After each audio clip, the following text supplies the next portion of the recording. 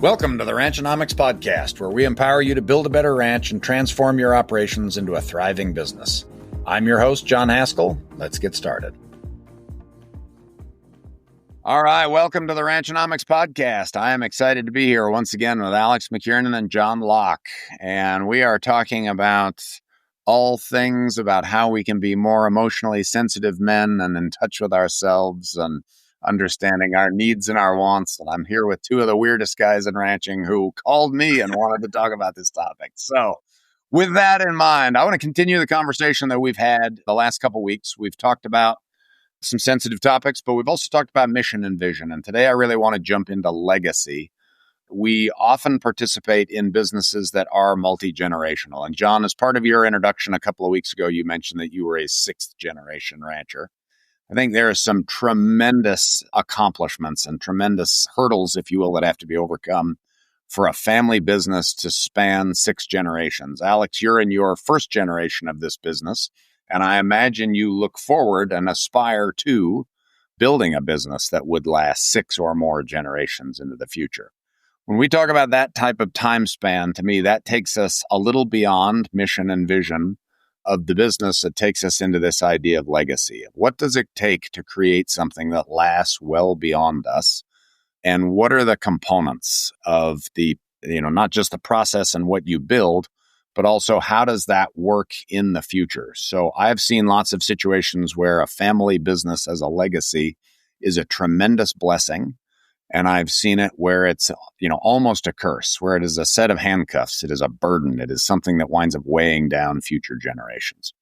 When I think of my grandparents and the things that they accomplished, I know they had no intention for burden. Their intention was to create something that would create future blessing, right? Whether it's a financial thing or whether it's a, sort of whatever the situation is. So I'd like to, John, you've got some specific ideas here on the difference between mission and vision and legacy, but I'd like to get your perspective on that. I'd like both of you to kind of ask questions, and let's challenge each other a little bit here as we think this through. So John, welcome to the podcast. With that, I'll set you free. How does that sound? That sounds great. Thanks again for having me, John. Alex has kind of made the comment, is it really different? Is legacy different than vision, and so on and so forth? In my opinion, and understand a lot of this stuff I'm talking about is my opinion, but I've got some pretty strong feelings based on my experiences. In my opinion, every legacy starts with a vision. It has to. There has to be a visionary that has a really big, audacious vision and makes a big change and begins something, right? And then you might look back 6 generations, you're still there, or you might look back and the vision or the legacy has just been altered somewhat. You mentioned the businesses to where it's handcuffs or it's destructive, and I personally think that comes from a misunderstanding of what the true legacy was. And what's the tradition is peer pressure from dead people? Isn't that the quote? I think we could look at that's exactly right. Yeah. I had a young man in a school years ago, and he was in one of those situations to where the whole family was involved, undivided interest in a property, and they had a tremendous amount of value in that property, but they couldn't do anything business-wise that made sense. And his grandmother said, "Your grandfather would be so disappointed if we sold this place." And he said, "Well, you know what? Grandfather's dead." And I was teaching another school, and this had a huge impact on me. This young man's father was terminally ill, and he went in with a tremendous amount of courage, and he said, "Dad, I can't stand it here. There's too many barriers to being able to operate the way we were operating. I want to sell this place and move." And his dad looked at him and said, "I've been wanting to get out of here for the last 30 years. You have my blessing. Wow. Move." And I asked him, I said, "Have you ever thought about what would have happened if you hadn't had the courage to have that conversation and your dad had passed away? And 30 years from now, you're still sitting there fighting all of these fights?" And he looked at me and said, "I've actually never thought about that." But I think that so many times we take it for granted. We take it for granted. what we think is expected of us or what we think the legacy is. Yeah. Well, and just in terms of like defining legacy, I guess maybe legacy is backward looking or it's determined by others. What was the legacy of all of John Locke's efforts, etc.? Maybe that's, and mission and vision are perhaps more forward looking in a way to define it. But I was just thinking of the story you brought up earlier about grandfather being dead.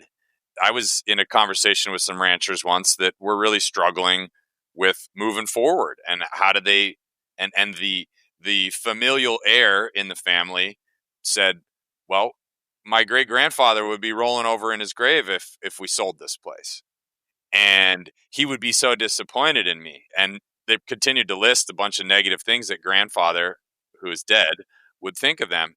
And I said, hey, if we're going to put words in grandfather's mouth, why don't we say grandfather might be proud of me because I've worked so hard to try to see this through? Or why don't we, you know what I mean? It was this, grandfather's not here. And that's not to say that his interests weren't important, but if we're going to put words in grandfather's mouth, let's think about all the good things that grandfather might say about us too. Right. Yeah. This is one, Alex, I see people beat themselves up with constantly. And I'm very lucky to have a wonderful grandfather who would be very clear about the fact that it wasn't about any specific piece, right? It was just as John talked about in our last episode, or maybe 2 episodes ago, it was about problem solving, right? It was about serving people. It was about, creating value, innovating, that sort of thing. And I think too often we forget that most of our grandparents sold something to get to what we currently have, right? So, one of the wonderful things we have in the United States is, we came from somewhere else. And usually there was a giving up in order to get something new. So, whether you sold all your assets in the UK and got on a boat, right, and came across to the US and then walked halfway across the country, or, moved from the East Coast even and came to the West. We have a very clear physical progression of where we have changed locations, oftentimes changed vocations, right? Distanced ourselves from family and that sort of thing in order to establish that legacy. And I think if we forget that, we leave out another part of the story. Definitely. And I want to say right now, I would challenge all of your listeners, John. We can't change what grandfather did if he's gone, or great grandfather. But what you said about having a grandfather that was absolutely clear about the legacy, I think we all need to challenge ourselves to not burden future generations with an assumption of what the legacy is. We have to work every day to instill our values and express those and capture them and write them down and have conversations about those things. Yeah, and that, it's interesting if in the process of doing that, John, if you have whoever's leading your ranch operation or your family business or whatever, takes the time to say, hey, we need to revisit this mission and vision. We need to include the new generations. We need to adapt and grow and change. And then the new leaders that come in and succeed them also practice that. After generations, what you have is a legacy of thoughtful stewardship of land and relationships, which is probably a legacy we would all love to have, right? Yeah. And proactivity, that being proactive and intentional and not just being a passenger in the world. I think it could be an interesting exercise for a lot of people to go through, to have a phone call. It's so fun to use my own scenario in my own life and experience. How would it play out if I talked to my grandfather who came from Tennessee to stay here? What things might he tell me, about what this ranch means to him? Okay, my great grandfather died as a young man in 1943 and had barely met my grandfather. I know we have a lot of family history, and I could say, well, he did these things. What might he think? But let's go all the way back to 1839 and talk to the one that is looked at as the original visionary and the original legacy builder, who had been through 4 other states before he got here and lost a wife and sold everything he owned. And what might that conversation look like? And then maybe for your own personal purpose, that's where you get to choose which one of those legacies you want to follow. John, what is for somebody like me? Again, I don't have a family legacy in agriculture. Like when you talk to a family that's 5th or 6th generation and dealing with legacy, and then you talk to someone like me, is that an opportunity that I have? Like, what is the difference that you see between legacies in new operations versus older multi-generational operations? Yeah, I think that's a really, really great question. I would ask you why in the heck you decided to get in agriculture. There's something. As a woman. Her name's Chloe Deagle. As always, the girl. Yeah. Well, there's something there, you know. I'm not saying that like, have you lost your mind? I'm saying that what has propelled you, you know, what has motivated you guys? That is part of the legacy that you're choosing to build. And the pieces of that, not the fact that you chose to get in agriculture or that you bought this beautiful place and you're building this business. It's the reasons why you did that. It's the interest behind it. Now, again, I'm speaking for me personally in the way that I see it. Somebody else is going to tell you, oh no, legacy is this and that. But those are the most important parts. Like, I don't want to get too far down the trailer off in the wormhole.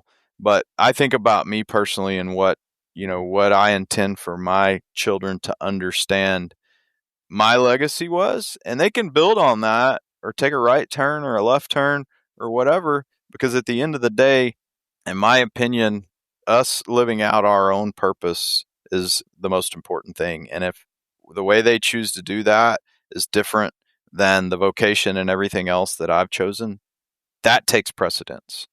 And I think the pivot you made there, you know, you talked about trying to have conversations with past generations. I think we ought to remember that we are a great model for how, you know, the way we love our children, for example, is a great model for how others love us. I often use the example, right? The mother's love is often the first sort of taste you get of Heavenly Father's love, right? That's an introduction to, you know, a much larger, much more powerful force even. We can think of that from our perspective, right? Do I want my children, who may or may not have interest in the specifics of what I want, do I want them burdened by that, or do I want them empowered by that? You know, if I wrestled, right? Do all my kids have to wrestle? Well, of course, we'd all love that, right? There's a certain amount of like ego and self-gratification. It's like, well, I did it, now my children do it, and blah, blah, blah. But that's not what we really want, right? What we really want is our kids to grow and to thrive and to become who they are, right? Because they're different than us and oftentimes better than us, right? And we want progression in that. And I don't think any of us want to be in a situation where we hold future generations back because of our limitations, right? We want to set a springboard for them to be able to go forward. And I think if we ever find ourselves in a situation where we are attributing the opposite to past generations, we're probably not quite right. Now, there are past generations I know that wanted to limit future generations. That really is a thing. But I think that's where we often start with assumption, and I think we're often incorrect there. Is that fair? Yeah, I think that's a great point. Just we could be wrong on our assumption right from the get-go, because if we want that, there's a pretty good chance that the past generations wanted it as well. Right. And I think when we look at past generations, some of those people were so incredibly visionary with what they did. I mean, think of the pioneers across this country and into the Intermountain West, you know. They started with nothing, and what a vision did they put into action. And would they want us now, you know, to stop that and just sort of freeze in time? Like, oh, well, that was their vision, so now we just have to stop there? Like, absolutely not. I could imagine that having the opposite effect. Like, what are you doing? Like, we started this whole thing for it to continue, not for it to just stop. Right, right. Running a ranch is more than just hard work. It's about vision, strategy, and execution. That's why ranching.fyi exists, to help ranchers make smarter decisions every day. With access to cutting-edge resources, online forums, and events tailored to the challenges ranchers face, ranching.fyi helps you stay ahead of the game. If you're ready to grow your operation and connect with other ranchers, head over to ranching.fyi today and see how this platform can transform your business. All right. Well, that's a piece. Like I say, I see legacy as being this, force for incredible good. Right. It can be the thing that conveys and preserves values. Right. It can be this thing that conveys and preserves the desire for future change, development, service, that sort of thing.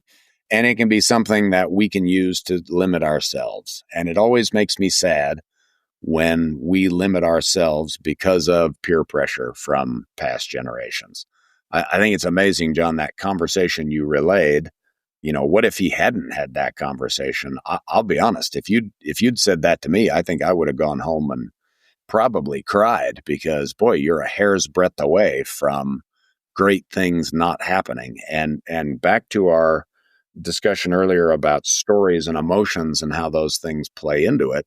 I think this is a place where the reflective type listening is something we really better be doing with these prior generations, with our parents, with our grandparents, when we still have access to them. Because it's so easy to assume that, oh, my grandfather, my mother, my father wanted this thing.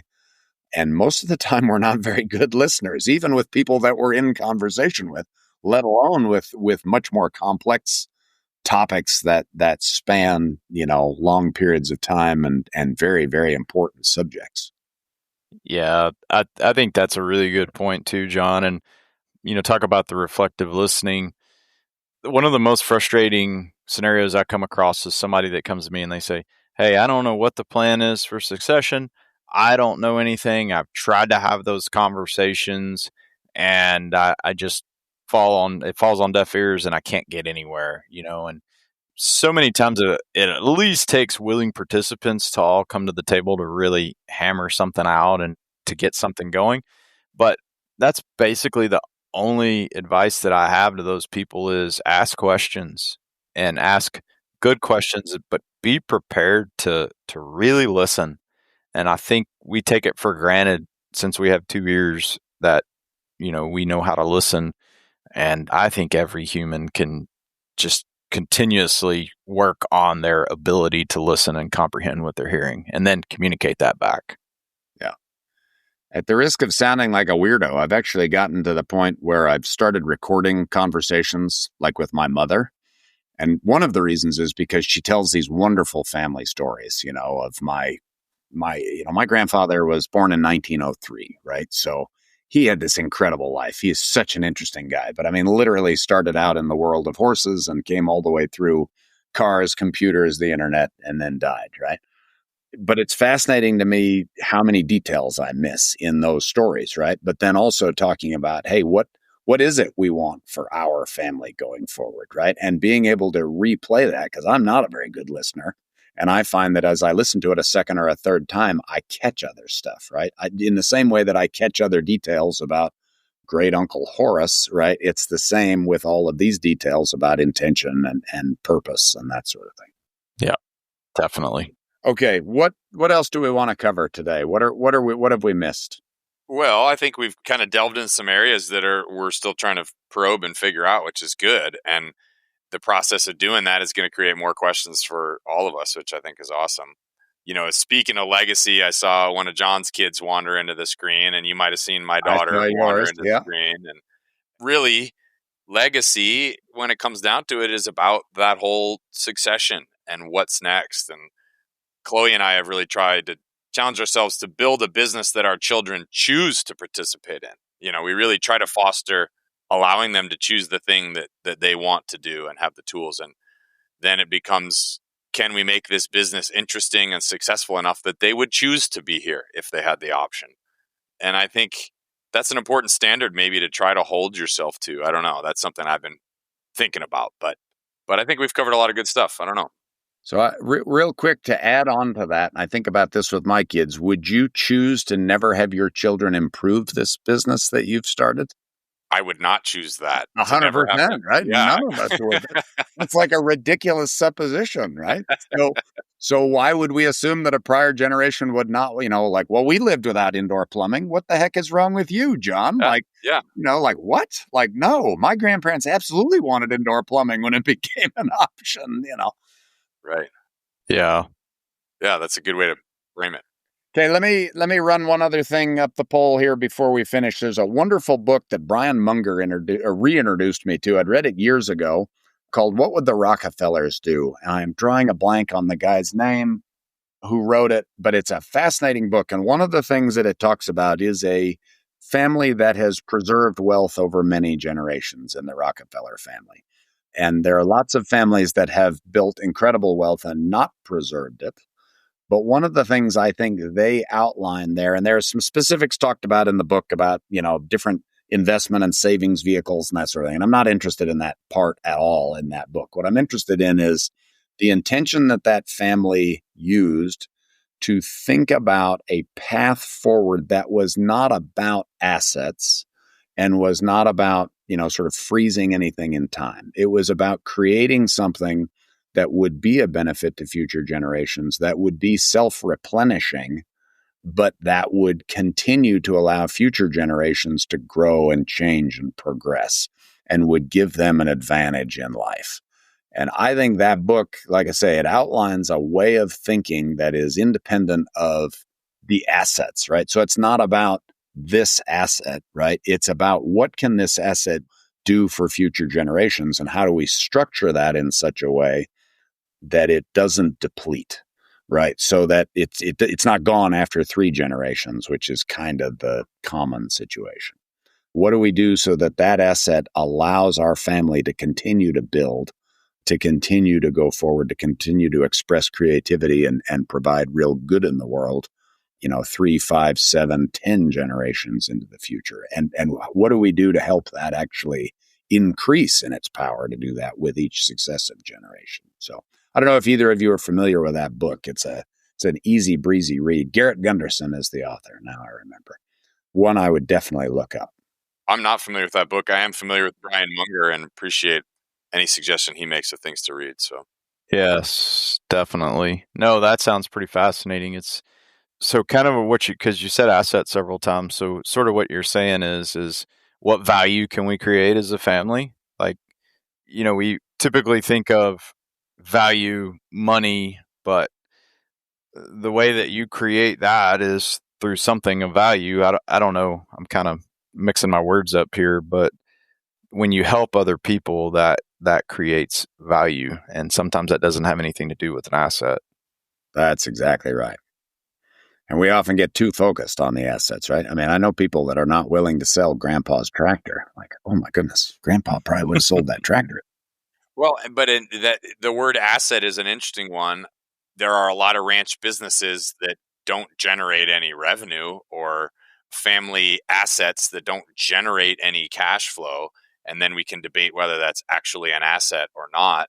But that may be very important, right? And there may be, in the Rockefeller situation or in anyone else's, there may be something that has come to be very significant and important to that family or that group of people that is difficult to make it generate revenue, right, and generate cash flow. Right. And we have to find ways to figure out what is the multi-generational legacy of that thing and how does it matter and what value does it provide beyond financial value. Love it. All right. Any final thoughts, both of you? Man, that was a lot. So yeah, there's a lot there. Yeah, I just really appreciate. We probably created more questions than we did answers, but I just appreciate the opportunity to have the conversation and to kind of put these things out here and hopefully get people thinking. Well, I appreciate you being willing to do that. Alex, final thoughts? Oh, just I think along the same lines, appreciation. I think both of you have put a lot of positive energy into the world and honestly and in good faith helped a lot of people. And that's wonderful to be a part of. So thank you. You're very kind. Thank you, sir. All right. Let's real quickly, John, how do people get a hold of you? They can go to JCL Businesses on Facebook, or they can email me directly at johnclocke@hotmail.com. Locke spelled with an E. And Alex, how about you? RobinetFarms.com. And that reminds me that I need to always be helping Chloe improve that because she does a lot of great work and I need to add to it. RobinetFarms.com. I love it. Well, as you mentioned, our daughters came in while we were discussing, and those are the things that it's helpful to reflect on, right? Where 60 years from now, I'll be gone, they'll still be here. What do we need to happen? So thank you, gentlemen. I really appreciate both of you being willing to have this conversation. I appreciate the conversations we've had in other venues and at other times, and look forward to more. So thank you very much. Have a wonderful day. Yes, sir. Thank you. Y'all have a great day. Take care, John. Thanks. Thank you for tuning into the Ranchonomics podcast. We hope this episode helped you win today. If you enjoyed this episode, please subscribe and share it with a friend.